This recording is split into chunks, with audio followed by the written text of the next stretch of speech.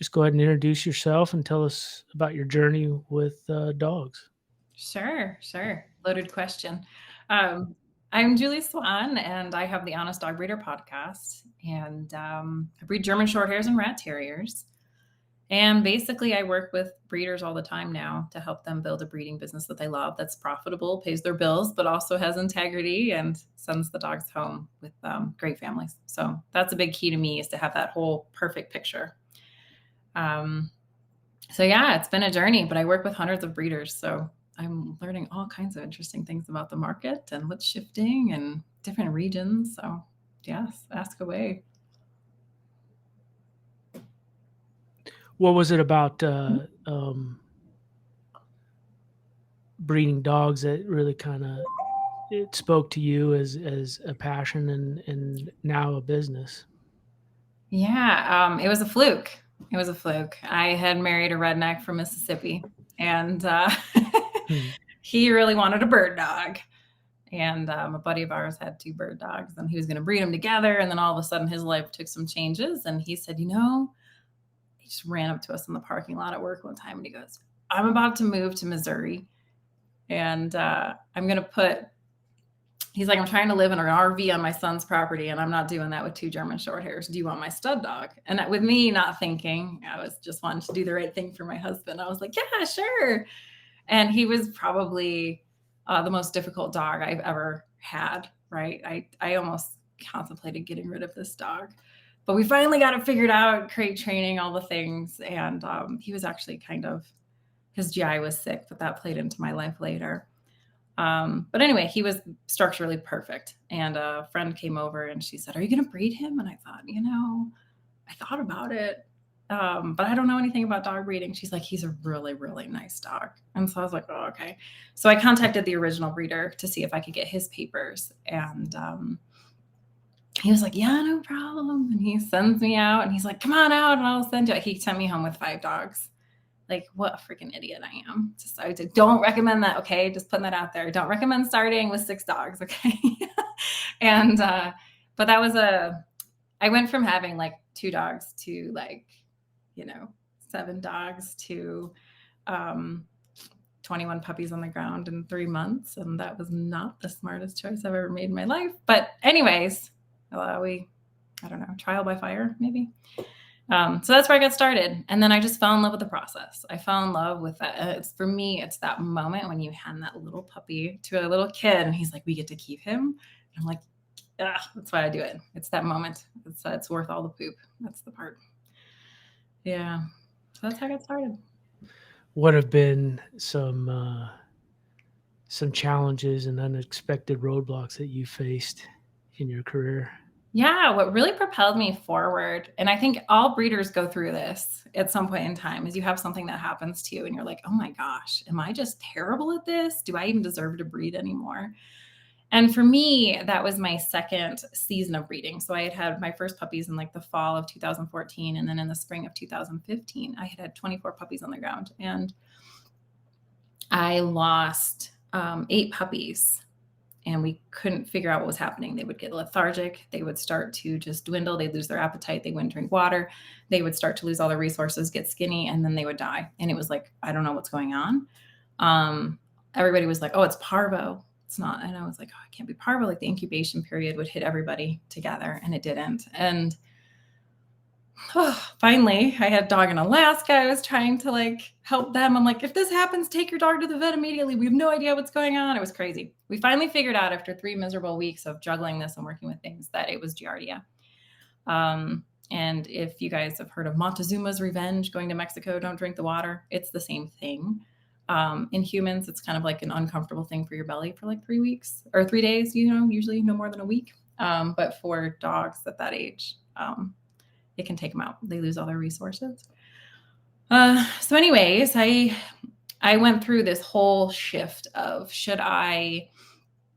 do I deserve to breed? These 8 puppies lost their life on my watch, and I've affected these other people that had to take care of their puppies and take them to the emergency vet. And I mean, I refunded people their money and all kinds of things. It was just like, it was such a nightmare. And making that phone call to people, telling them like, hey, if your dog is acting like extra calm, we need to go to the vet. Like having that conversation with people was just really, I don't know, it's hard. It feels crappy, but you don't want to not do it.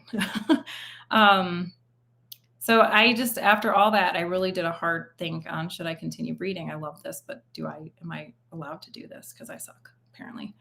And I finally was like, no, I need to figure this out, because if I can figure this out, then I can share this with at least my buyers, and then they'll never have to deal with this again. And I won't have to deal with this again. And can I turn it into something positive and not let those puppies die in vain?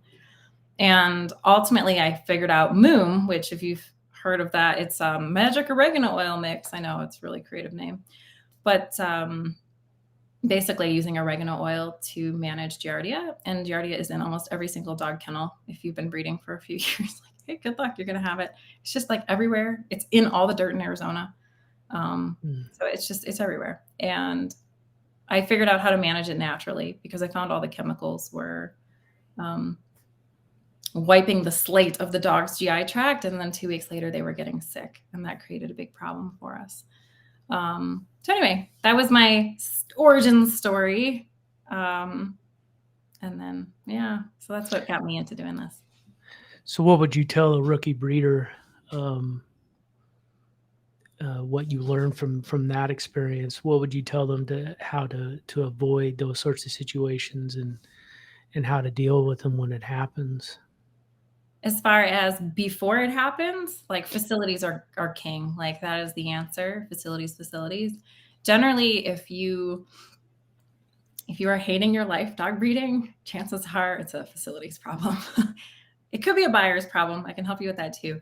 But a lot of times what happens is there's, you have 2 dogs, 3 dogs, and then 4 is kind of like this threshold that once you have that extra dog, all of a sudden you need management and facilities. And that's where it's harder to keep things sanitized and organized. And, but if you're running into this for the first time and you're thinking, oh my gosh, I'm failing, I want you to know that like, they're not going to say it on Facebook, but every single breeder's dealt with it. I remember looking at this, there's a canine breeder group on Facebook that at the time had like 30,000 people in it. It was crazy. And people would post the most ridiculous symptoms you've ever seen in your life. And they're like, my dogs are doing this, this, and this. And like 30 people would reply with like, oh, it's probably this. And their knowledge on that stuff was so intricate that when I was a young breeder, I thought, oh my gosh, I am so in over my head. I don't know any of this stuff. But then years later, I was reflecting back on that. And I thought to myself, every single one of those breeders had dealt with that to have that kind of in-depth knowledge. And that gave me goosebumps thinking, oh my gosh, all the suffering they'd been through to figure this out. And I thought, if I can help people mitigate and avoid a lot of those faux pas, just things that I learned through trial and error, I could just tell you now and you don't have to worry about that trial and error. Then I felt like that was the right answer. Yeah. What about facilities? What would you say if you had like a half dozen dogs? What would be an appropriate facility? Yeah, and it does. It's going to vary a lot based on your dogs, the strength of your dogs, if they can climb or dig or anything. But generally, we need something that's super easy to sanitize, right? That's a really big piece of it. You don't have to be over the top. I'm a big believer in building up the immunity of the dogs so that we're not having to worry about every little thing affecting them. I'm not like super sterile with my whelping procedures or anything like that. I use my kitchen rags, nothing fancy. But you need something you can clean. You need to be able to separate all your dogs for your own sanity. You need somewhere where you can leave for 12 hours during the day and not have to worry about your dogs. They're not locked up in a crate all day so that you're coming home to a mess. They can move around, they can exercise, but they're also safe. If you have 2 stud dogs and you're worried they're going to fight, you need a way to separate them where you can leave and feel okay about it. And so separating eating is always important so that you can make sure everybody is getting any dosage if you're going to do deworming, or you don't want to build up resource guarding, all those things. So eating separately, easy to sanitize, and something that you can leave, for 12 hours and not be stressed out. That'll change your life. Yeah, that makes sense. So what was the moment in your process in your process here of breeding that you said, hey, this is a business. This isn't just a hobby or me um, fulfilling a need that I have to do what I'm doing. But it's like I can make a living out of this. Yeah, I'm one of those tragic souls that like I've always had this thing in my head that if it doesn't make money, I shouldn't do it. That's an unfortunate thing because it kills a lot of hobbies. I think I even consider my coffee a business expense. But I will say the thing that really hit me was when I had a friend and she was breeding Dobermans and she said, I sell them for $2,500. And I knew she had just had 8 puppies. And I thought, okay, with 8 puppies, like that's 20 grand. And this is like 10 years ago. So 20 grand was still good. I mean, it's still good today, but it even was more back then. And I thought, okay, so if that's the case, and then I heard all these stories of breeders being like, I can't figure this out. I'm always struggling for money. I don't have cash flow. I can't afford this. And I was like, what is happening that you've got 20 grand coming in and you don't have money to cover these expenses? Like, I just couldn't understand that dynamic. And so what I realized is a lot of breeders aren't focused in what they're doing with their money and their planning, and they don't know their expenses. I think it's kind of an unfortunate thing. I talked to quite a few breeders, and I tell, okay, how much does it cost you to produce a puppy from birth to going home? And they look at me like, what? And I'm like, these are numbers you need to know. Because you got to know how much wiggle room you have and everything. And so for me, I guess it was always a business. But I mean, I started out selling my dogs for $500. It was not anything fancy. Um, I didn't know too much about it. I got the papers figured out, and I went through a lot of just trial and error. But eventually, I got my dogs. My dogs are not expensive. I only sell them for like $1,800, but I still make good money on them. And that's because I'm able to do things in a very balanced way. So I guess for me, that was when I saw it. When I saw those other breeders saying, oh, you can't make money at this. And I'm like, then what are you doing with 20 grand? Yeah. Do you think some of that is embarrassment to say that they put 10 grand in their bank account? They're Yeah. afraid of the ridicule. Maybe that. Yeah. Yeah. I think there's a fair amount of that. And it's a culture I'm trying to fix. The joke is always like, nobody's going to clean up that much poop and not get paid for it. Like, come on. But you also have to look at it from an ethics standpoint. And the ethics is that you should make money. You think about the difference. If a puppy of mine is sick and has an injury at 3 weeks old, if I can't afford to take it to the vet and get it the proper care, that's unethical. But I need money to do that. So if I have money, then I can take the vet and I can be more ethical when I'm profitable. And that's a really big, important piece. It's understanding that. The other side of it is it keeps your family in check. Like, not in check. You don't have to keep your family in check, but you need to keep your family as a really big part of your planning process. You can get in the weeds with dog breeding. It's very easy to get taken away on little tangents of your life where you're completely focused on this for a long time. A puppy's sick, you can't think about anything else until that puppy's better. It's very easy to lose the forest for the trees and forget why you're breeding, and you're just in the middle of breeding. And if you keep your family in the thought process of, okay, this has to work for my family, it has to work for me, then that is kind of an answer to a lot of your questions. For me, I homeschool my kids. It's really important that I'm around for them. We went through a divorce, which again, dog breeding played into. It wasn't the core reason, but it plays into it, right? Mm-hmm. And when my kids were going through that emotional shift, dog breeding actually enabled me to be home with my kids in homeschool. And that was really important for me to be available to them 24/7 while they were going through that emotional time. And so now, I mean, we're thick as thieves and they help me with the dogs. So I'm pretty lucky, but it's, yeah. So if you keep your family involved in that, then the money actually helps your family. So it's like, well, if mom is gone for 6 hours doing dog stuff today, that's okay because mom brought in thousands of dollars this month selling dogs. This is mom's job, and everybody understands jobs. Dad goes away for work for a day, he comes home. That's okay. So this is mom's part of that. But I think it allows, especially women, an opportunity to be mom, but also be career mom in a kind of a beautiful way that blends. Yeah. Yeah, you're not only, role modeling for your kid, but you're also giving them an opportunity to see what it's like to run a business and also take care of a living being. Kind of, Yeah. it's good life lessons. You sell your dogs for $1,800, but we kind of discussed in the pre-show last week that they're easy breeders, Oh, they're good moms.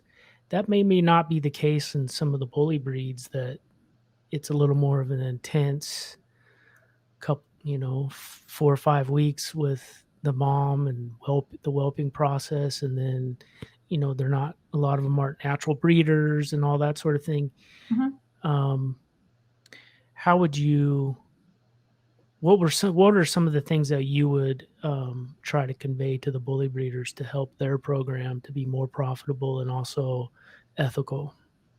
Sure. I think you have to, I always go back to your why. You have to start there because the biggest problem I see is people, again, they get off in the weeds and they get out of alignment with themselves and why they're doing things. And when that happens, a lot of problems happen in their life. And that makes you not stable as a breeder, which isn't good for anybody. It's not good for your buyers, your dogs, puppies, all that. So going back to your why. So if your why is I need to make X amount of dollars a month in order to justify the time dedicated to my dogs and away from my family, then that needs to be at that core decision making. So you say, okay, well, I know that I need to make sure I have enough hours to homeschool my kids or to make sure I have dinner cooked at the right time or to make sure I'm bringing in, whatever a month. And so when you set that up, and so you kind of just hold this out here, and that's your compass. And then I want you to look at your dogs and think, okay, well, you want to enjoy your dogs because if you enjoy your dogs, you're going to sell them better. You're going to talk more highly about them. You're going to look for those things. And you want to enjoy your buyers because when you make breeding decisions, you're going to enjoy working with those buyers. And when you make those decisions, you're going to think, oh my gosh, will that buyer benefit or am I doing them a disservice? And when you think of your buyer almost like a friend that you're sending a dog to, then it allows you to make a better breeding decision. It's no longer about what's going to sell for more money. It's about what's going to have the success rate with your buyers. Because I really believe that success as a dog breeder is not just selling all your dogs. It's not having the perfect color. It's not having, any of that stuff. The titles, it doesn't really matter. It's success of your puppies and the quality of life of your puppies, your breeding dogs, yourself, and your buyers. And when you get all those four things together, then you have success.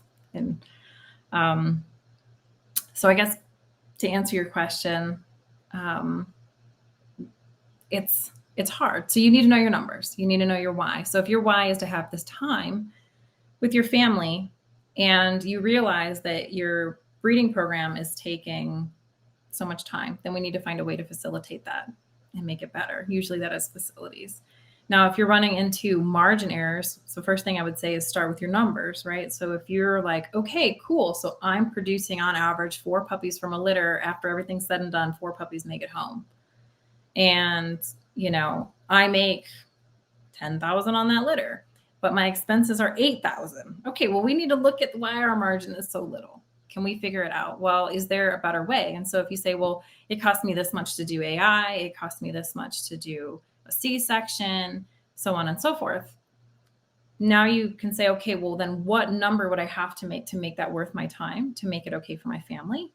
And are the dogs worth that money? Is there a market for it? And if so, are they the people I want to sell to?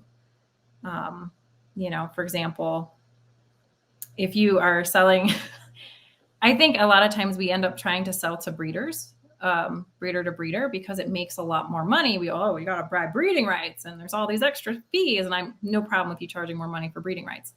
But you have this dynamic where when you're charging more and you're relying on another breeder to buy your dogs, to me, that's just not a stable business model.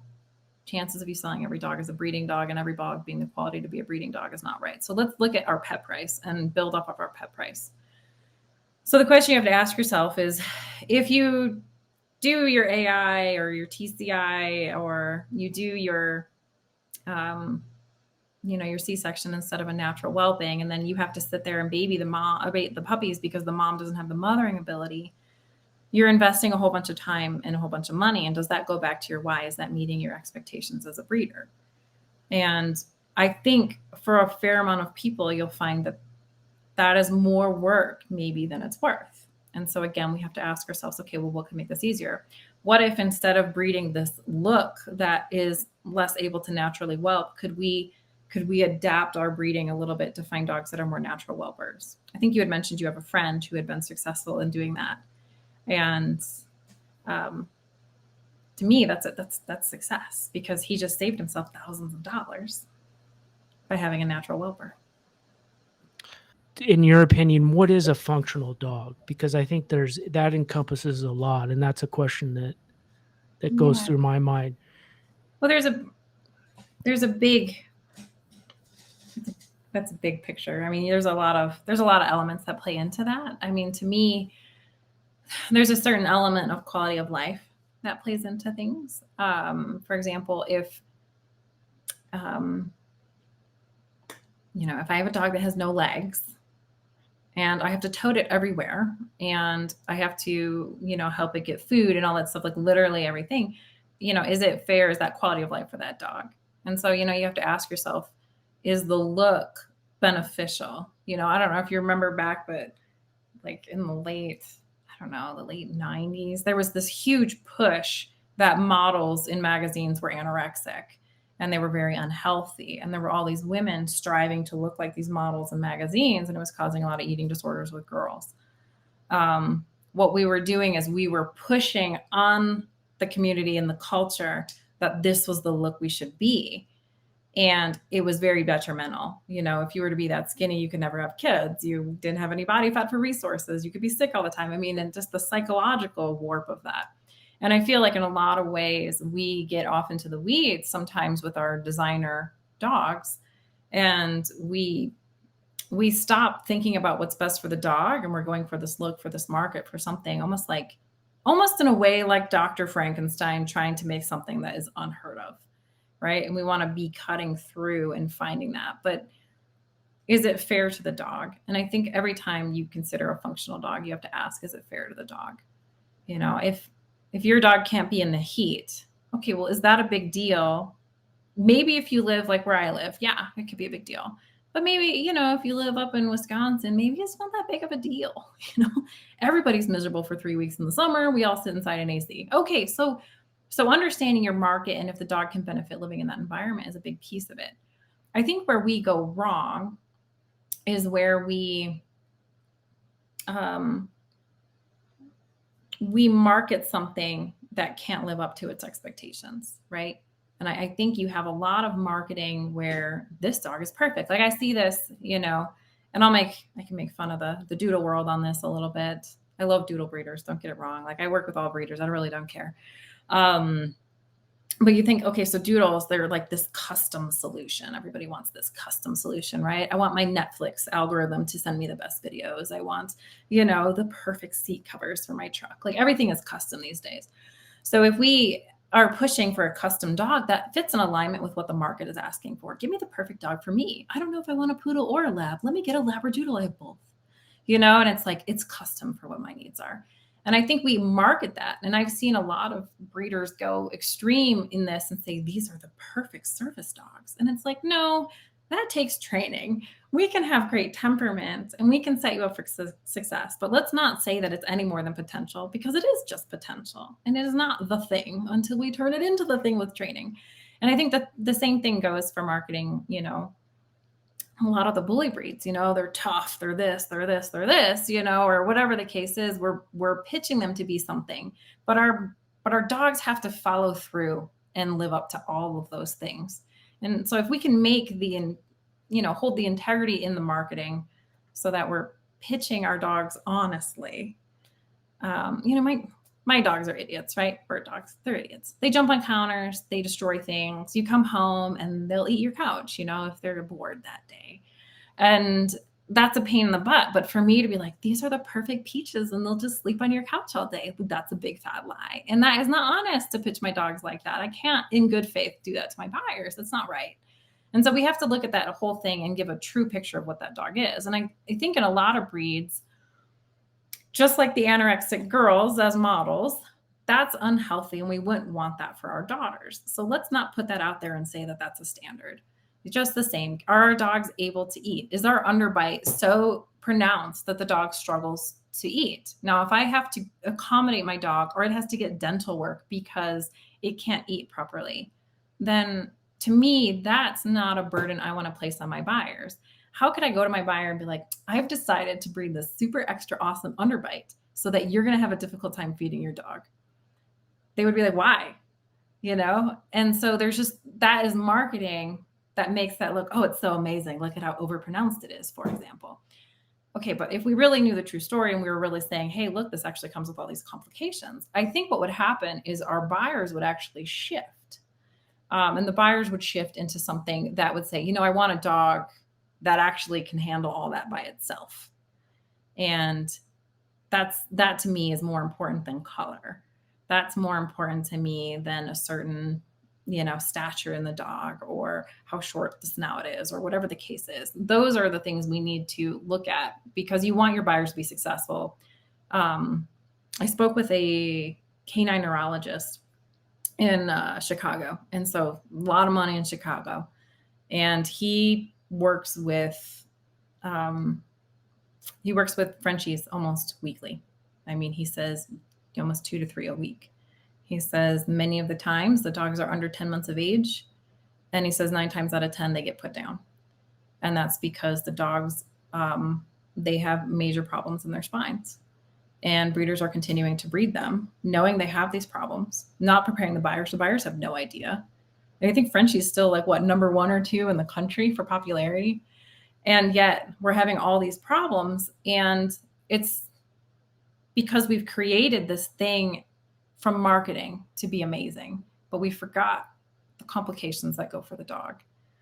And then the heartache, I always think of the 3-year-old kid that gets that dog and he has them for 6 months. He's amazing. They're best buds. And then the dog has to get put down because it can't walk anymore. Like, I can't in good faith do that to my buyers. And so if you're looking at your dogs and thinking, where are my buyers struggling? And you can't fix that, like that, then you got to explain it. You have to set those expectations. And I think as we become more honest with what those expectations of the breed are and the maintenance that comes with them, I think you will naturally see a shift to now the most attractive woman looks more like Marilyn Monroe because she's healthy, and women don't need a 6-pack. We can not have 6-packs and still be sexy.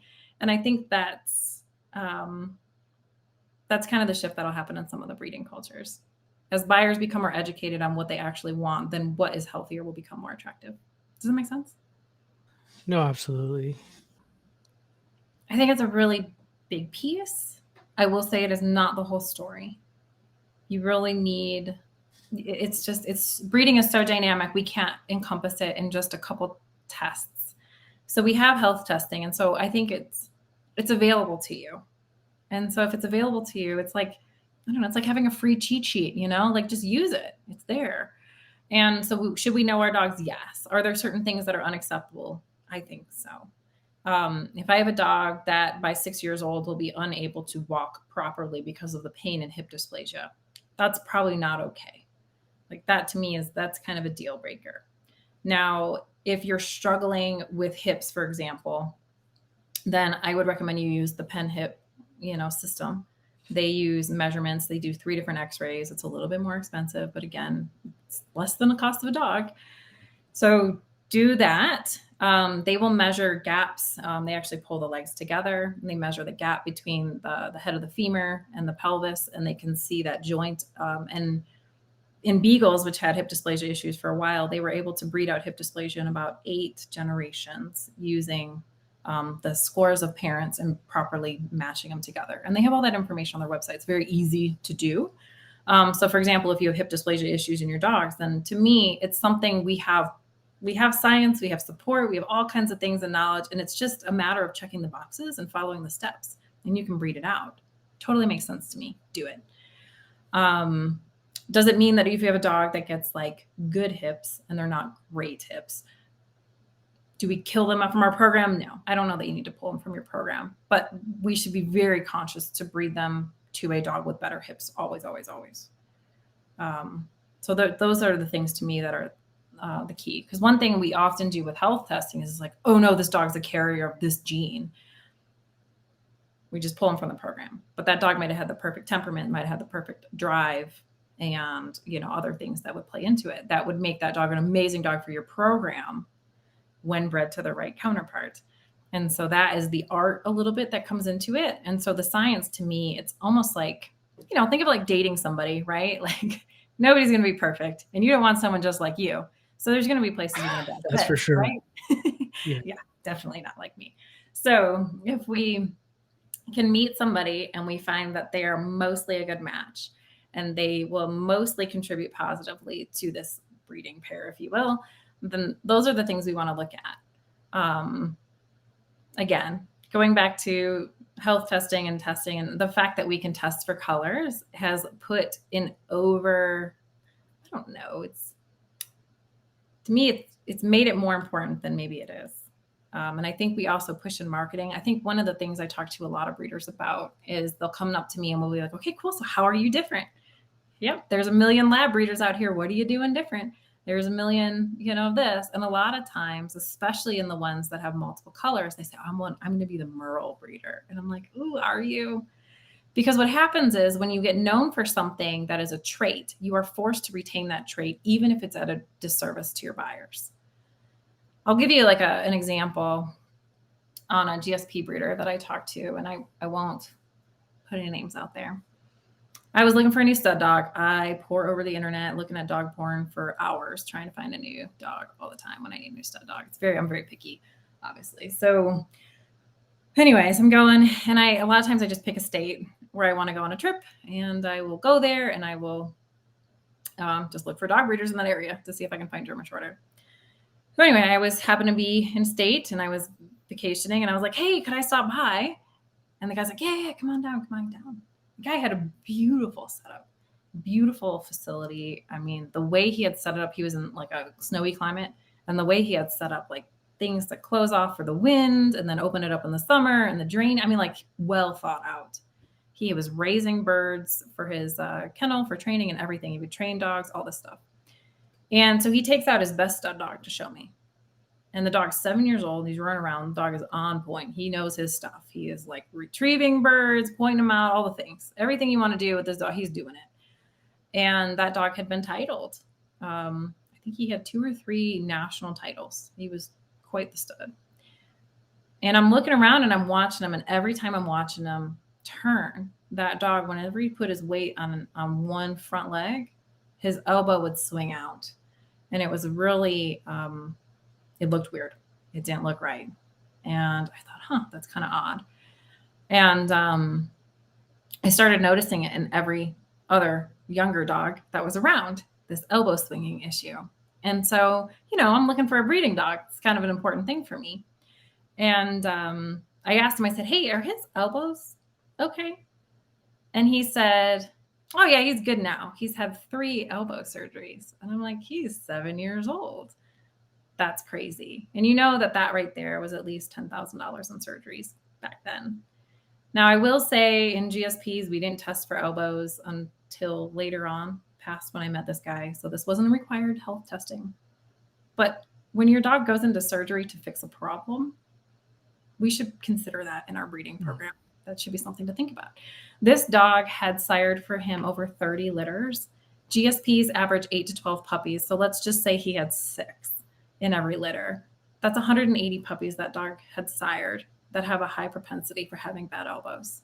That's $10,000 times 180 puppies that could be struggling. And what was the kicker? Is that he was able to sell those dogs for $500 more because of the titles on that stud dog. And that is where what you pitch your program to be can shoot you in the foot and shoot your buyers in the foot, really. So I obviously did not buy a dog from him, but I thought, what a heartbreaking situation that he's built his entire program around a dog that didn't really pass health testing. And again, it was something we didn't test for back then. But once you have a dog that starts to have elbows, he had a litter that was about to drop on the ground from that dog. And so it's not like he figured it out and stopped. And so if you build your program around something, say you build it around your Merle stud, and your Merle stud now has bad hips or is a carrier of a pretty nasty gene, then all of a sudden you're building your program around a dog that doesn't fill your standards and doesn't pass for what your buyers want. And so when you market and say you're going to get this stud dog and you're going to forget the parts of him that are undesirable, market everything as if it's going to be wonderful, then what you've done is now tell your buyers what to expect and not giving them that. It's, to me, that's where you become unethical. And so I want you to build your program build it around your buyer and what your buyer wants, and then pick your buyer so it's something that you want. Mm-hmm. So that's the sweet spot. Find your ideal buyer and then breed a dog specifically for them and then market it just to them. Mm-hmm. I want and market it based on the traits and the temperament and what the dog is capable of. Because when you market it on those qualities, and I'm not talking about physical traits so much as personality traits, drives, that sort of thing. And when you market it on that, then you can always work towards that standard. And that standard is never in disalignment with what is integrity based. Does that make sense? Yeah, absolutely. Yeah. So you talk about you work with a lot of doodle breeders. I really like composite breeds. I think it's interesting, and it's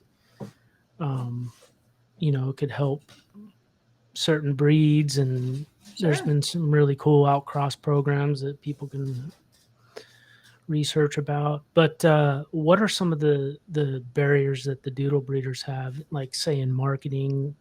What are the things that you have to explain over and over again to a doodle breeder, how to market their dogs and the direction that they need to go to make it a profitable business? Yeah, I think the hardest thing in the composite breeds, and again, like I'm very free market capitalism based. So if the market wants something, who am I to tell somebody they can't have a doodle? Like if they want to buy a golden doodle, they can have a golden doodle. And if you want to make them because people want to buy them, okay. Let's just do it with integrity with a healthy dog. And I think the biggest thing that doodle breeders run into is that the dogs are often inconsistent, especially in multi-generation. And so you run into this weird situation. So you have, we'll just use, I guess we'll do like a golden doodle. It's easy. Well, they have multi-gen, so let's do Labradoodle. I don't know. Doesn't really matter. So you have Labrador, you have a poodle. And of course, we got the nice short coat of a Labrador, and then you have the poodle coat. So when you cross them together, you get this kind of like a co-dominant kind of coat that's consistent among all the dogs because they got a poodle gene copy and they got a lab gene copy for the coats. So that blends together, and all those coats will be the same. Are they going to be like the poodle exactly? No. And they're definitely not going to look just like the lab. So again, your groomer might hate you. I hear a lot of whining from groomers on doodle coats. But nonetheless, you have consistency. Okay, so now let's say we take that Labradoodle puppy, which would be considered an F1 cross, and then we have another pairing of lab and poodle, different parents, breed them together. We have another F1 50-50 lab poodle cross, right? So now when we take those two dogs and we breed them together, we would get F2 generation. So an F2 generation is a hot mess, to be fair. So statistically speaking, in that litter, a quarter of the puppies will come out with the lab coat, a quarter of the puppies will come out with a poodle coat, and about 50% of the puppies will come out with the sought-after Labradoodle coat. So because of that inconsistency, you can't market based on coat, which is one of the major selling points of doodles, is this coat. So to get around this, people will be discounting the short-coated one or, the other thing. So we don't, again, you're not building a bloodline of consistency. So a lot of times what they do is they take that F1, that first generation 50-50 cross, and they'll create an F1B. And an F1B is basically just taking that Labradoodle cross and then they bring it back to a purebred parent. Generally speaking, the poodle happens a lot because that creates more coat consistency. But even then you don't have coat consistency because some of those dogs are going to get two poodle genes and some of them are going to get a lab gene and a poodle gene. So again, there's many more variables, and that's why you are seeing, and I do think this will happen in the next decade or so, a lot of the doodle breeds are becoming multi-gen, as they would say, which is where they've done so much breeding of golden doodle to golden doodle to golden doodle that we now have a pretty consistent dog that we're creating. But that takes a lot of work and a lot of mess. And so a lot of times breeders are like, I'll just get to that. And I'm like, do you understand that that's like owning 30 dogs? Like, that's not a fast and easy. This is multi generations. This is a lot of work. You are making dogs and breeding dogs just so that you can use their offspring to continue your lines. And so it's very hard to build a bloodline when you're working with that, because you can't just, not like when I buy a German Shorter, I don't have to worry about coat type. I don't have to worry about, drive. I don't have to worry about size. All that stuff is consistent in my dogs. I just have to make sure I'm getting the right, they all want to hunt birds. I just need to make sure it's at the right level I want and the temperament I want for my families. It's a lot less stuff to worry about. So again, when you build the composite breeds, I have nothing against them, but don't go into it thinking it's easier. It's more complicated. And if your goal is to supplement the income for your family, is that the route you want to take? Because it's complicated. It's a lot of work. Yeah, that's a tough one because you got to be passionate about your breeding program. So Yeah. if you're passionate about doodles, I guess you got to be passionate about the struggles with it as that comes along with it as well. And I will say every breed has its struggles. Yeah. They really do. I know in a lot of the bully breeds, there's a lot of red tape buying breeding dogs. It's hard to get breeding dogs in that. People are a little bit territorial in that culture. The poodles are very similar in that sense. Like, nearly all the really good poodle breeders are like in their 70s and 80s, and they're like, no, we will not sell breeding dogs. And we're like, where are you going? You only have 10 more years. And so there's boundaries in everyone. My dogs their difficulty generally is that they escape from everything. So my fencing and my facilities have to be ridiculous. I mean, basically built Alcatraz over here trying to keep them. So, everything has its difficulties. You just got to know you're going in to find some, and if there's some that you can work with and tolerate. Right. So with the doodle breeders and the composite breeders,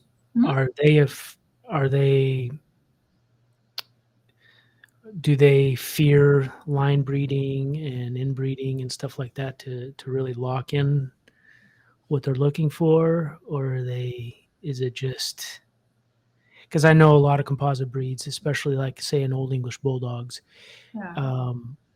it's really difficult to maintain a consistency because you're dealing with multiple bloodlines, at least 3 breeds. Right. And so therefore you're a lot of times outcrossing back to original breed, like you talked about with the Labradoodles, going to a lab or going back to a pure poodle, and you're still not locking in a look. But the way the most successful breeders have been able to maintain health and a look and a standard is by tightly breeding within their own program and line breeding, and in certain cases maybe some inbreeding. But do you find that kind of a barrier for doodle breeders to wrap their head around, or is it just difficult, period? As far as like, are they using a lot of line breeding? Sometimes it's important. I think what's hard for them primarily is getting a high quality poodle. Okay. Yeah. There's a weird loophole. Well, it's a circle jerk, I guess. Basically, the good poodle breeders look at the doodle breeders and say, you guys are junk. You don't know what you're doing. You never use high quality poodle studs. And we're like, yeah, but you'll never sell them to us. So we're not allowed to use the high quality poodles. And so you have this weird thing where if they would just help each other, we could bring everybody up.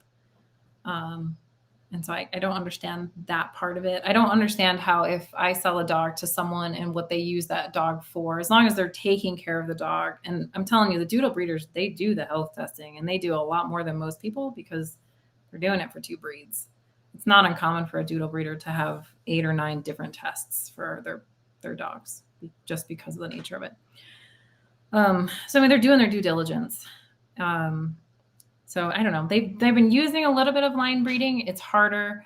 I think one thing that you see a lot that I think is kind of a red flag is you'll find a doodle breeder, because of the nature of it, instead of building a bloodline where they're building generations, what they'll end up doing is they'll build out and do multiple breeds.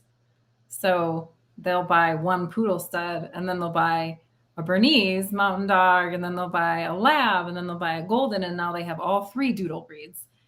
And I'm telling you, that is a hot mess for marketing. There's 3 different ideal puppy buyers, and then you can't breed any of the offspring you've produced back to anything you have. So it's just, it's a nightmare. But a lot of times I find people that are jumping into breeding, they don't think that many generations down, and they don't think to make a bloodline. So you end up having no bloodlines in a lot of doodle breeders. Right. And that's kind of how I've looked at it, not knowing, it's inconsistent. My guess was that. Yeah. What are some of the subject matters that you go talk about in your classes, and oh, sure. What have been some of the most successful courses that you offer? Yeah, I think the biggest one that I've helped breeders with a lot, and I know it's a big struggle right now as the market's shifting, is really understanding your ideal puppy buyer. Like, who is that person you're breeding your dogs for? And one thing that's really interesting is, it's like, oh my gosh, there's 1,000 decisions to make in breeding. How am I going to do this? Where am I going to put the puppies? How am I going to raise them? What curriculum am I going to use? What dog food? I mean, there's so many questions, so many things to know. It's very overwhelming, and it's very common to get like a decision fatigue that comes with it, which is where you fall into that trap of, well, I read online. Oh, okay. And then there's that whole thing of, well, my mentor said. It's like, your mentor has been doing the same thing. She hasn't changed her website since like 1982. Is that the newest way to do things? Is there any better way to do things? Is it the only way to do things? And because there's so many things to question and understand, it's very overwhelming. So what I will tell you is that with all the hundreds of people I've worked with, I have never met 2 breeders that ran their breeding program the same. Every single one is different. They're all different. There's a lot of, there's obviously similarities, but each one is different, and it's customized to that person, that breed, what they want. And so my goal in all my teaching is to give you the things you should think about, some things to consider that maybe you haven't thought about because you haven't been doing it that long, or you haven't run into it yet, and then giving you ways to answer that question for yourself so you can find the best fit for you. So I want you to be able to customize the solution to something that works for you. I will never tell you my way is the only way. It's just, that would be ridiculous. I can't even stand behind it. It's like a joke to me. So I would tell you, in my stuff, that's where I'll tell you, like, okay, so like I said, you need to sanitize your floor. But I didn't tell you it has to be concrete, right? It just has to be sanitizable. Again, all those. So the ideal puppy buyer is nice because with all those decisions you have to make, if you can figure out this ideal puppy buyer, then you actually can sort of figuratively ask them which would be better for them. If I'm deciding between A or B, which will be better for my ideal puppy buyer? And I guess I can give you an example on mine if you like. Yeah, absolutely. And so I have Kate and Ryan. And so Kate is, Ryan's a goofball. All right. So Ryan, he's very much like I'm going to go out hunting. I'm going to go do all this stuff. I'm going to have all this fun. I like to hang out with my boys, drink beer. And so, Kate loves him because she's kind of uptight, type A. And he makes her laugh and reminds her to have fun again. And so, but he's kind of a wild card. He's not as organized as he should be. He doesn't always put the dishes away, And so they have 3 little kids. And so she wants to be the good wife, kind of a reflection of me getting Buster. And so she says, okay, well, he really wants a bird dog. And I'm going to get him a bird dog. She's like, but he's not going to think about all the things we need to think about. He's not going to think about the kids. He's not going to think about taking care of this dog and the shedding or anything like that. I need to do all that research. So she's the one who's going to pour over my website and read about me. And I'm really writing my website for her. I'm writing it for Kate. But here's the thing. Kate needs to know the dog's good with her kids. She needs to know that she can walk out of the room and leave it with her dog with the baby and not worry about any problems. if she had a phone call. And then she's got to show that website to Ryan, and he's got to be like, yeah, that dog will hunt, and I'm going to be getting that dog. And so in my writing, I write mostly to Kate with a few things that she can show to Ryan. And then in my pictures, which is where Ryan's attention span will hold him, is primarily for Ryan, right? I'm going to show the hunting pictures. I'm going to show the successful, the traditional tailgate picture where the dog's sitting there with all the dead birds, I don't know.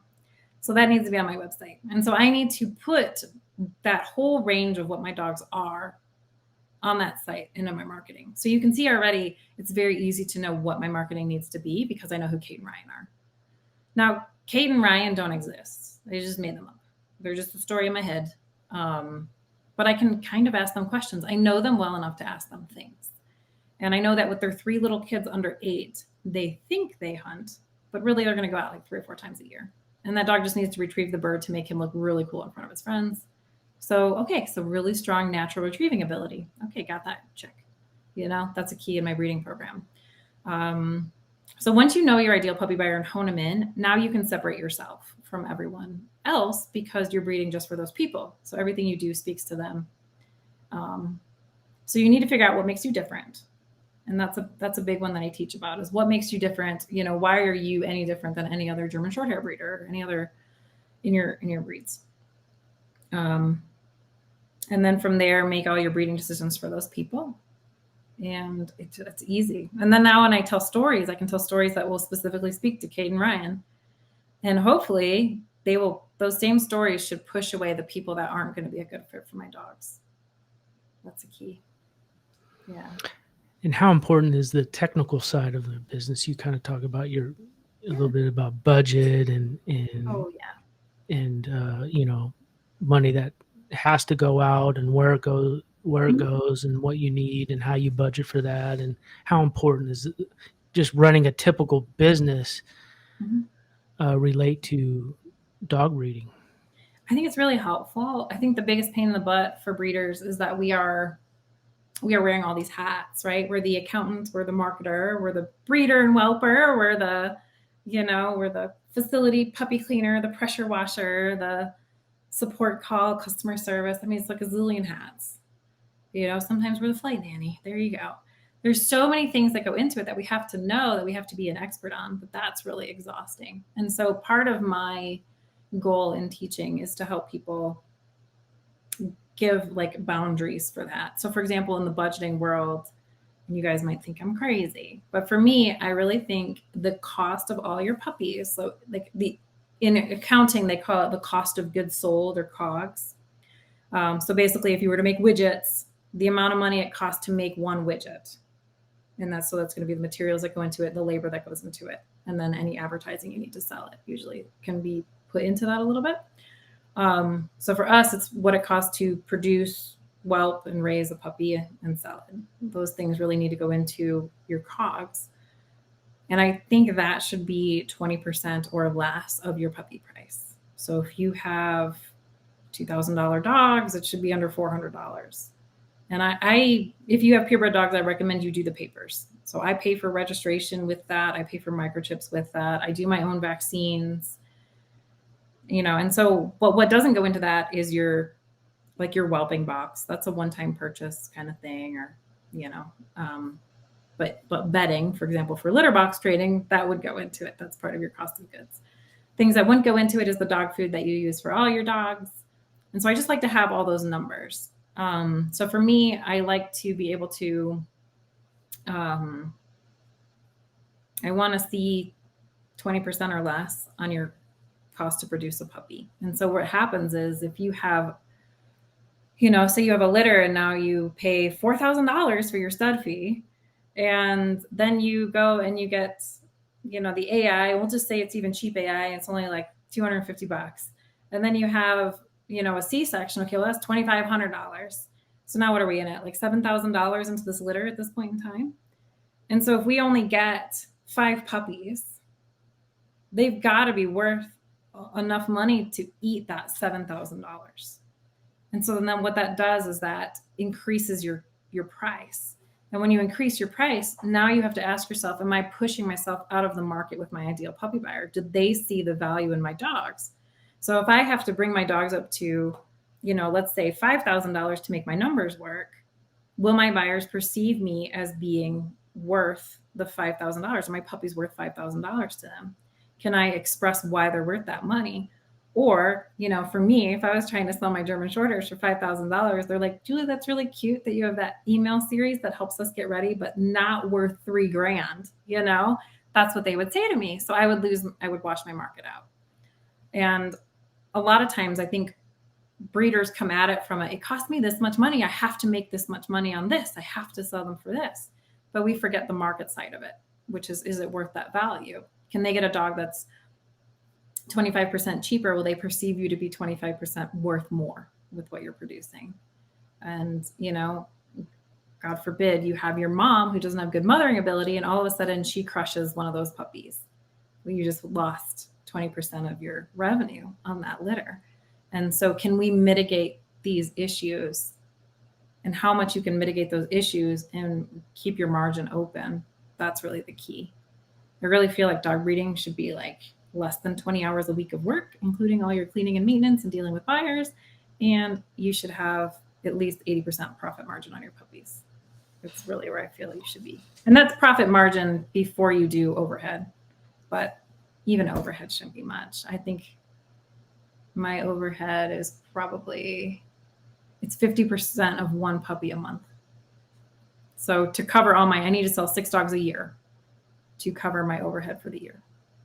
Does that make sense? Mm-hmm. So I don't know. Those are just some numbers to consider. Yeah, I think that's really important for new breeders to come in to start thinking about that now instead of later, for sure. I mean, if I ever get an opportunity to breed a few litters, I am definitely going to be thinking about numbers. I'm not going to expect, because I'm sure in the beginning it's not, you got to work towards. I really feel like you should recoup your costs in the first litter. Okay. That's kind of how I feel about it. If you're in some wonky situation or you have something unexpected come up, maybe the second litter. But I really don't feel like if you're not, you shouldn't be in the hole for 3 years. I'll put it that way. Like once you start breeding, and I think of like year 0 is everything up until your first litter is born. Your first year is the year starts when your first litter is born. Right. And so year 0 is hard to say, but year 0's costs, which could be like 3 years, but year 0's costs should be recouped in that first year. They really should. There's no reason it shouldn't. And I think that also, I want your dogs to become the bringer of good things for your family. My ex-husband, he was like, oh, the dogs. Like he hated the dogs. Oh, your dogs, Julie. Oh, your dog stuff, and it was so exhausting. And I think it brought to a head us getting a divorce faster than maybe would have happened otherwise. It was still a good decision for other reasons, but nevertheless.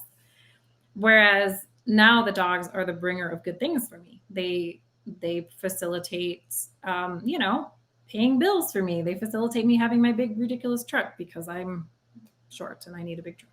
Mm-hmm. And they facilitate doing things with my kids. We can go on vacations with the dog money. We can do other things with the dog money. And so it creates good things. And a lot of times I find breeders are in this place where it's like the dogs are a headache for the family and the family hates the dogs. And if we can shift that so that the dogs bring good things to the family. And sometimes that means taking 10% of the money you make on a litter and just doing something for your family. Go buy your husband that thing he wants, that new gun he wants or whatever. Yeah. So just a couple more questions. I don't want to take up too much more. Oh, you're fine. Mm-hmm. What in today's economy, what are some of the things that the people that you work with what are some of the problems they're having, and how do you mitigate some of that? Because I noticed in the bully world, especially, and even some of your Mastiff type breeds, they're having a hard time selling puppies. Yeah. And the ones that aren't are ones that have been able to establish themselves to the point where they have people that have put deposits in, so they're breeding because they're fulfilling the already built-in need. But Yeah. the breeders that don't have that aren't able to do it, and then I'm noticing a lot of breeders are actually quitting. Mm-hmm. Yeah. So if we go back a little bit to COVID, and during COVID, everybody was home and a lot of people bought dogs. Shelters were empty. I mean, just ridiculous. I couldn't tell you how many phone calls I just didn't even pick up because I was so exhausted having people ask me for puppies.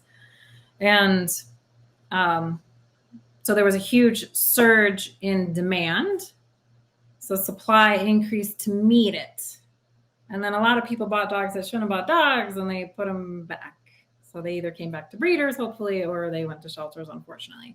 So you have this weird dynamic in that. So now we have excess supply and a reduced demand because, people don't buy a dog every year.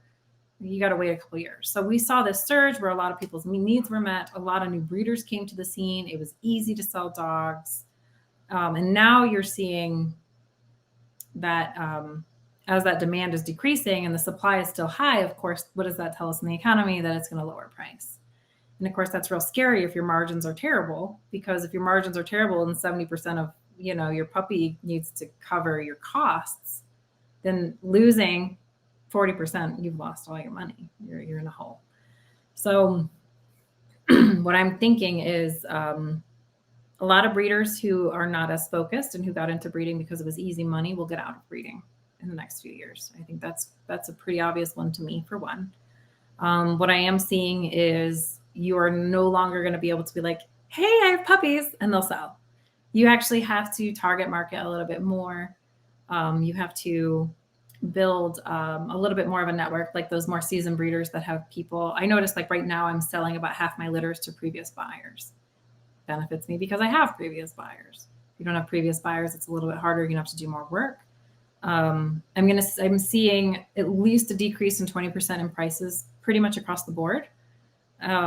Maybe more in some breeds. I think doodle breeders in particular are going to go down even more. I think we're looking at maybe about 30% price correction on them. And that's going to sort of shift things. And so for some people, they're going to get out because the numbers are no longer worth the time and effort. And honestly, like I want you, not you, but breeders as a whole, I want you to do it because it works for you. And part of that has to be that money and that profit. And if it doesn't work for you, it doesn't mean you failed. It just doesn't mean it's the thing for you. And that's okay. There's options. Now, if you're like, I love this, I know I can make money, I'm just not figuring out how, then that's kind of where I come in to help you. And we're going to want to target market more. I like to see a lot more honing in on the ideal puppy buyer and then targeting your marketing specifically to that and then making breeding decisions in alignment with that. That seems to me that the long-term answer. I don't think any particular website at this time is like a golden, put your dogs on there and they're going to sell. We really need to build up a community. I'm seeing more people, the long-term success of taking care of your buyers, which again plays into the honesty and integrity and ethical nature of good breeders, is that you're building that rapport with your buyers. You're actually available to them. So when they're struggling, you're learning about that. And when you learn those struggles, you can now change your breeding decisions or change your puppy preparation process. Like I noticed a lot of buyers didn't have tall enough fences for my dogs. So do I still sell to those buyers? Yeah, but I have the conversation. It's not, oh, you don't have a tall enough fence, you can't have one of my dogs. Now it's like, okay, so this could be a problem for you. How can we fix it? How can I help you figure out a way to do that? And then we just have the conversation. And I think we're going to have much more customer service playing into things. So that's what I'm seeing. Customer service, preparation. You need to pull yourself out of the market in a way where you are the only person producing that dog with that system, with that support. Once you're the only person that can do something. I mean, look at Tesla, for example. Nobody's really in the league of Tesla. And so they just don't really have competition. If people want it, they want it. This is what we do. They name their price. And I think that's how that's what you're going to see moving forward, is really having to distinguish why you're different. And then that goes with buyer education too. Buyers often, and it's a joke, but like buyers will be like, I want that one. And they have no idea, but they think the patching is cuter than the other ones. And ultimately, the buyers are going to need to learn that it's not, that not all dogs in the same litter are the same, let alone the same breed. People a lot of times think, oh, as long as I get a lab, it'll be the same. It's like, no, not at all. You have two kids from the same parents. Are they the same? No, they're not at all. And as we educate buyers more into the differences in dogs and that their success is going to be aligning the dog with their lifestyle, then that will be the sweet spot. Because as the buyers become more educated buyers make better decisions, which force ethics in the market and at the same time pay for it. If people don't think that hip dysplasia is an issue, they'll never think to ask for a breeder that does testing for hip dysplasia. They just won't know. And so as buyers become more educated, it should iron out the market to make ethical breeding and breeding that is better for you and your bottom line actually be what they want, which is beautiful. And so sometimes you can do that in your own small community where you actually talk about all these things honestly and say, hey, look, like a big struggle with these dogs is this, and here's how we've mitigated it. And when you do that, buyers are going to they'll read through your site and be like, oh, that's interesting. And they'll check other breeders and realize they're not doing that. So they'll come back to you because you're the only one offering it. And I think that's a really beautiful way to build this. So yeah, that's what I'm seeing. Yeah, I think honestly, it's as much as I hate the fact that the economy is not doing well, especially since my wife owns a business that's based on how well the economy is going. Yeah, But I think what it's just like you said, it's just going to make better consumers and better business owners yeah, in the long run. Because like you talk about the website, as a consumer, I may check your website out and see what it's all about, but I'm also going to check your Facebook. I'm going to check your Instagram. I'm going to check your YouTube. I'm going yeah, to check whatever else I can, and I'm going to look at reviews and read the comments before I make that decision. And I think more and more people are starting to do that now instead of absolutely. going just based on looks. And I It's so really, much easier too now. yeah, yeah, for sure.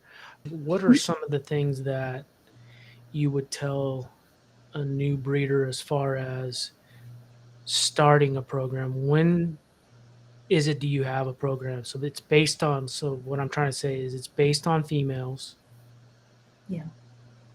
You program, so how many dogs would be a good start to do? Honestly, it goes back to that 3 to 4 dogs when you have that initial setup. So I think like a really nice sweet spot. And there's a lot of people that build their program off their stud dog. And it's just to me, it's a red flag because it's not sustainable. You don't keep studs that you've produced. You keep females and daughters because the production just makes so much more sense. You can keep a wide variety and use the same stud on all of them, which makes your purchase from outcrossing much easier to do. So basically you can kind of start 2 ways, I think. You can buy a female and you can either buy a stud for her or breed her to a stud that you pick. And then if you breed her to a stud that you don't own, then you can keep a daughter. So now you have a mother and daughter pair. And now would be a great time to go buy a stud who can be bred to both of them because they're related. So the same stud will complement them generally pretty well. So you can go do that and start that. So a mother-daughter pair. So you bred the daughter, you have the mom, and then you buy a stud to match them. Or the alternative is to buy 3 dogs. And this, again, just depends on, how much you can get your spouse to sign off on things. So if you buy 2 females from separate breeders, completely unrelated, that have traits that you like that are semi-different. And then buy a stud who's a sweet spot, complements the 2 of them. And then when you breed him to the 2 moms, then you keep daughters. And it's very easy to grow your program like that. And you run 2 maternal lines. And so sometimes what's happening in the beginning of your program is you think, okay, I'm not sure if I'm going to lean towards empty nesters who are RVing all the time, or people who have kids in their teens. Because those are slightly different ideal puppy buyers that are related. They're just in life 5 years apart. And if you're not sure, or for my case, I'm not sure if my families are going to be more interested in hunting dogs and hunting prospect and field trialing, or are they going to be more interested in having a family dog that hunts? Is it a hunting dog that's going to go with the family, or a family dog that hunts? So I might have a mom that's representative of both. And I'll breed to a stud who's kind of middle ground for both. And then I will start to select based on what I like working with and the buyers I like working with. And I always talk, you want to clarify your ideal puppy buyer, and you do, but don't feel like it has to be written in stone. You can change it. You can adjust it. You can also change your dogs. To give you an example, when I started breeding in my second year, it's embarrassing. I had 4 dogs return from the same litter within like 6 months. Like, I was like, oh my goodness, this is terrible. Something happened. And the dogs were perfect. Like, they were really good dogs. Like, they were representative of the breed. They were healthy. Honestly, they were returned to me because they were too much energy, and the people didn't know how to manage them. So, instead of me trashing my buyers and being like, oh, they're idiots, they don't know what they're doing, I had to look at that and say, this didn't work for them. And as breeders, we're matchmakers, but how many times have you gone on dates with people you didn't marry? It happens, right? So the chances that I meet you on my puppy application, talk to you for 30 minutes, and then I can match you with the perfect dog, that's a little bit of an art form and a skill, and it takes some time. So if you get a dog returned, pat yourself on the back, because that meant they trusted you enough to bring it back. And that's huge. So, and don't expect yourself to bat 1,000 with freaking matching people and dogs. It happens. So back to my dilemma. 4 amazing hunting dogs returned to me, buyers that can handle them. So basically I realized my dogs were a poor fit for my buyers. And what that meant was that they were too birdy, they were too hunting, they had too much energy, they were just a little bit too much. Now, if you had been field trial training them every day, they'd have been perfect. Okay, but I'm me, and I grew up in the suburbs. My ex-husband was the redneck who was hunting. I didn't know much about hunting. What I found was I really enjoyed the families who kind of sort of hunted. So to make them a better dog, I bred down the drive, and I reduced it to a point where they were not like, oh my God, birds all the time. They were like, oh, but my person's here. I love my person. We should go hunting together. And by bringing that drive down, the dog became more people focused, and they made much easier dogs to train. They were easier in the house. They were better with the kids. They didn't knock over toddlers as much. I mean, there was so much that played into that really worked for my families. And those families would still take them and hunted. I mean, still hunted. But because the dog responded better in training to the person, they actually did better in training. They did better at bird. I had more bird dog trainers call me after I made that switch, telling me that my dogs were amazing. They were the best dogs they trained. And I was like, I brought down the drive. But I didn't tell them that. I just thanked them. So anyway, as you look at all that stuff, you can switch and pivot, and it helps if you understand your ideal puppy buyer. So for me, understanding hunting, I didn't grow up hunting when I was 7. I think my dad's afraid of guns. So he's better now, I guess. I don't know. I got him into it. Mm-hmm. But, it just wasn't in my wheelhouse. So I couldn't support those buyers in the way that I could support the families. And so it felt much more in alignment with me to work with the families. So I adjusted my dogs. And it took about 2 generations to do that with the right studs. And that was how I could do it. So that would be my recommendation, figure out an ideal puppy buyer, sort of breed dogs that look like they'll fit for that ideal puppy buyer. Spend good money on your initial breeders, okay? Don't be trying to get deals. The market's really low right now anyway, so you have a lot of options. So if you're diving into breeding or you're needing to get a new breeding dog, now's the time. It's awesome. But don't cheap out on Craigslist and be like, that one's only $500. Go spend the money and get a good breeder that you can work with. And, to me, that would be my starting advice for sure. Okay, I promise. Just 2 more questions. Oh, you're fine. Yeah. So money, as a consumer, it's scary to put out a lot of money for, no guarantee, right? With dogs or anything like a car or a house, no Yeah. guarantee it's going to be plug and play, basically. Um, but you don't want to cheat as a business person. You don't want to cheap yourself out. I mean, you have a value and Right. you've got a proven value, and you. What about what are some of the outside the box things that breeders can do now to fulfill their need business wise, profit wise, but also help the consumer?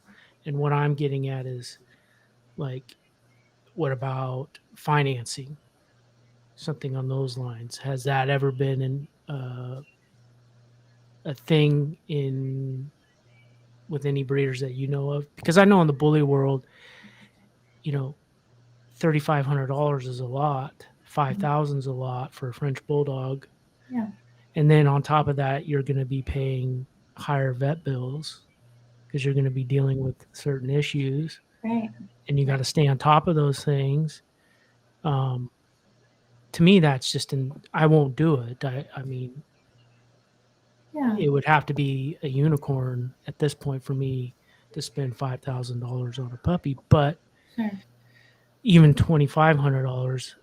But maybe some people, if you finance 2,500 bucks, you get the money, and then they don't have to shell out the 2,500. They have more in their pocket for the initial vet costs and Hmm. getting the things that they need to, raise a puppy.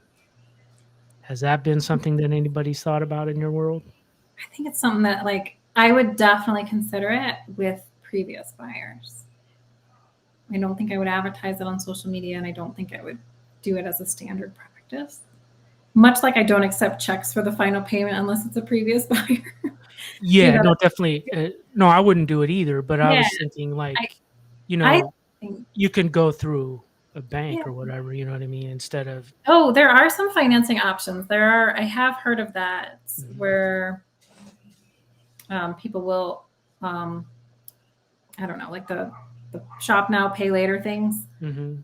but then but you as the breeder will get that money up front. There are some services that do that. I will tell you they take a chunk of it. Yeah. Just to give you an example, I know Care Credit isn't a direct use for this, but Care Credit, um, I think they take close to 30% from the provider. So like if you were to pay a vet bill with your Care Credit card for $2,000, they only get 1,400 of it. And that's a huge loss for the business. And I think honestly, like that's too much to give up for us as breeders. We'd have to inflate our price so much to make that worth our time. However, if you're not taking credit cards and you're like, I need to save the 3%, like just suck it up and put $100 more on your price of your dogs and take credit cards. It's Yeah. not terrible. That's where I'm at with that stuff. I see a lot of people trying to keep dogs all cash because they don't want to report the income, and it's not that much. There's plenty of write-offs in the dog breeding world. There's plenty of things where you can legally reduce your taxable income with dog breeding. And so I would focus more on that and being smarter about it. At the same time, let's start leveraging other options. So let's leverage our time. So now is a really good time to one assess your dogs, and I want you to pull your breeders that are not working for you.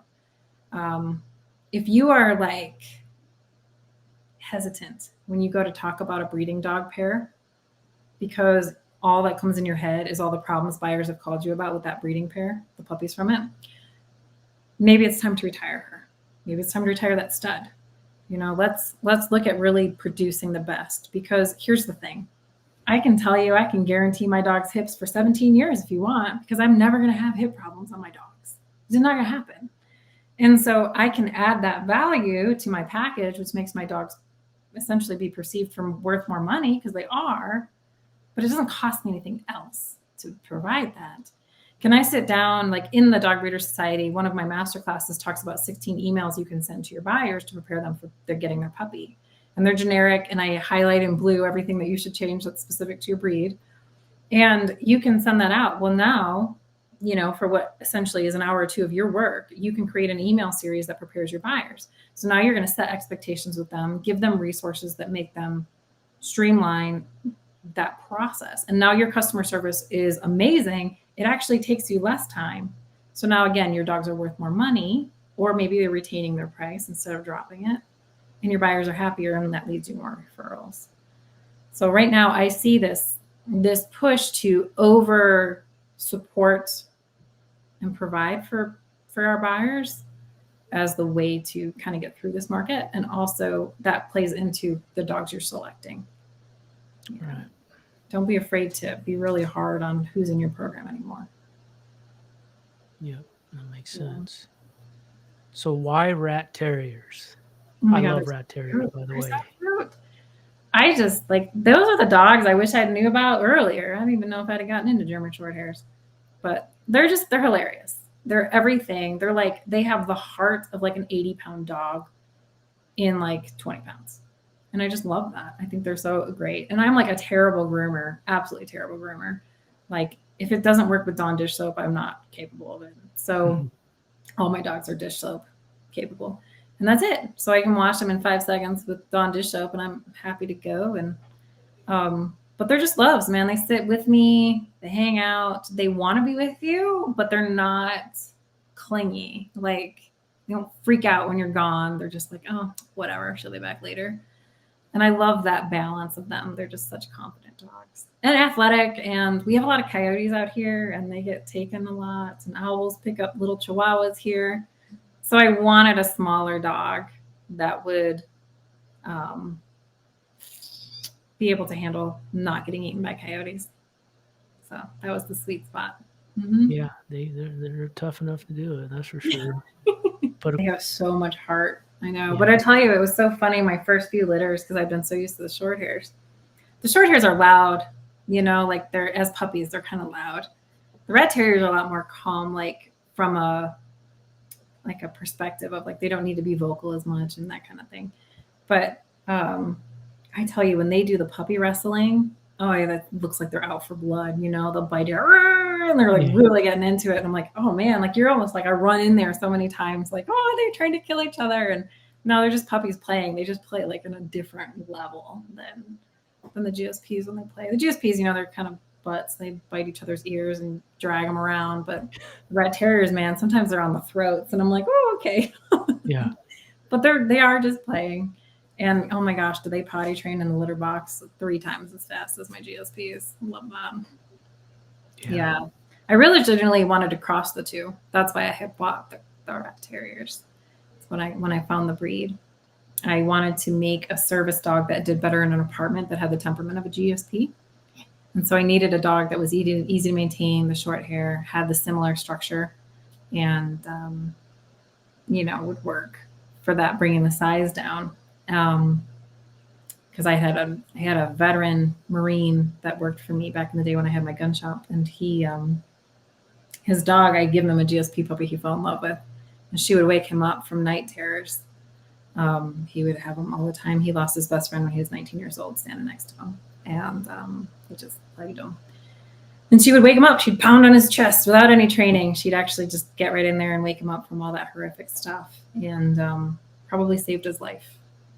And I thought, gosh, if I could do that, how beautiful would that be to be the thing that my dogs do and what they contribute to this world.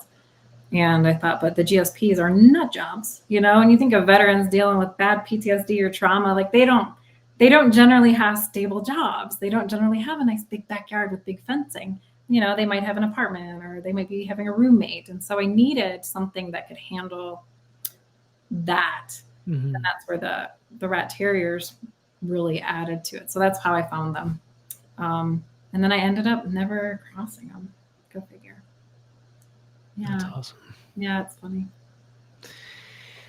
Well, is there anything that we didn't talk about that you'd like to convey? I think, stick it out right now. If dog breeding is not working for you, it doesn't mean it's a failure. It just means that you need to figure out what isn't working and take the problems and the struggles that you're dealing with right now and use them as a guide to what you need to work on first. You know, there's you can kind of ask yourself this question, and you would say, I would love it if, you know, I would love it if I could eat ice cream every day and not become 300 pounds. Like, I love that. Right. So, but in dog breeding, we would say something like, I would love dog breeding if I didn't feel like I was always cleaning up poop. I would love dog breeding if I didn't feel nervous every time the puppies were about to go home because I was worried they were going to come down with giardia, or I was worried they were going to get parvo. I would love it if I just had a fat wait list and people wanted to be getting one of my dogs. I would love it if my buyers understood what I was trying to do and appreciated it instead of fought me thinking I was, you know, like a scam or something. And so whatever those pain points are, and you say, I would love it if, that right there is your map. That's your direction. That's your compass. Take that and figure out what that would be. So for example, if it's, I would love it if the poop was easier to manage. Well, okay, then let's talk about, are we litter box training our puppies? Are our facilities something that we can easily sanitize, or do we need to put in a slab? Do we need to change the flooring that we have in our puppy room? Do we need to just pay somebody $50 to come out once a week and pressure wash, you know, for an hour? Like, whatever that would be, would that change things for you in a way that would make it more enjoyable and more in alignment with you, so that you're not like, ugh, and you feel your blood pressure climbing when you're dealing with part of your dogs? If you're feeling blood pressure with any part of your dog breeding, go look at that and figure out why, and figure out what, and you don't have to have the solution. You can just have the question. And I think it was Steve Jobs, or I think, who said, if you phrase the question correctly, you'll have your answer. And oftentimes you'll say, I would love it if dog poop was only an hour of my time every week. Okay, well, maybe that means that somebody is helping you, or maybe that means you need a pressure washer, or maybe that means you need a concrete slab. You know, so now we have the criteria. I would love it if it was only an hour of work. Now we just need to figure out what will make it that. And that, a lot of that is in my dog breeder society, things like that, that it's like, okay, like branding is a big one. Like, a lot of times people forget that you build your brand around your ideal buyer. You don't build your brand around your dogs. You have to reverse it. I don't know what it is about breeding, but people forget that we have customers. Like, I'm making the dogs, people will come. And it's like, nah, they need to know you have dogs, and they need to know that those dogs will work for them. And so, like right now I'm working on a masterclass for incorporating more stories into your marketing, which will naturally attract and repel the right buyers, so that by the time they come to you and by the time they put in your puppy application, that they're already a good fit. My average phone call with customers is 13 minutes before they're ready to give me a dog. It takes me a lot of time. And you know, so if my buyers weren't so annoying when they called, I would love it. Okay, well, does that mean you need a better website? Does that mean you need more marketing to those specific people? Does that mean you need to change your ideal puppy buyer because they're annoying? You know, what are you working with? And then, so ask yourself those questions, and then you'll start to be able to find the answers. Awesome. Well, yeah, just talk briefly about your website and in your program, and where people can find it and all that. Sure. Yeah. So I have the Honest Dog Breeder podcast. I'm on most places they have podcasts. I'm Julie Swan. You can search that too. It'll pull me up. HonestDogBreeder.com is my website. So all of my blog posts are on there, or my podcast episodes as blog posts. So that's pretty easy. And then the Dog Breeder Society is on my website as well. So you can learn about the Dog Breeder Society. It's actually really cool. It's on an app on your phone, on Android and on iPhone. And you can go in there. We have breeder discussions. The beautiful thing about the community is that the people inside all understand we want to be profitable. They all understand that nobody's judging you for breeding. Like, all that crap is out of the way. You can just ask your question and people will help you. I mean, I have pictures in there of every kind of poop I've ever experienced with dogs. Like, I'll tell you what that is and how I fixed it. I'm not going to lie to you that I've never dealt with it. I've dealt with it. Mm-hmm. And so it's a very open and honest community, which is nice. And people are supportive, trying to help you. And so that's been really fun. And then some of the networking, we're starting to see some networking in between breeders, selling dogs to other breeders, which has been really beautiful, helping each other get their programs started. So that's been awesome. I really, really like that. I do have Dog Breeding 101 as a course. And that one is mostly for people just getting started on those first 1 to 4 litters. I will say that with dog breeding, you're not going to be perfect the first time. Like, there's just so many things you learn over time and experience. And I'm not trying to be like, oh, you just haven't done it, But there's just, it's hard to anticipate everything. And things are going to populate as you go. So just do the best you can with your first few litters, and don't get mad at yourself for screwing something up. Like, that is part of the process. It's more a matter of how you handle it than it is the fact that it happened. Mm-hmm. That's a big one. And then inside, I guess, the Dog Breeder Society, I have master classes that come out every month. So like recently we just released one on an email service provider that I use, and they have free accounts that are great for dog breeders. So a big problem we have in the dog breeding world right now is like, people want things when we don't have puppies, and like they aren't here when we have puppies. And so there's like this misalignment. And right now buyers aren't as willing to give deposits and wait. So if we can capture them on an email list and nurture them a little bit, like, I'm not talking about a lot of stuff, like send them an email once a month and say, hey, you have these litters coming up. At least they're in the loop and know what you're doing. And they will, because they know you, they'll be more willing to work with you. And so I have a whole masterclass on how to set up those accounts and what kind of stuff you should put in those emails. And so anyway, so I'm going to give your listeners, normally it's $35 a month.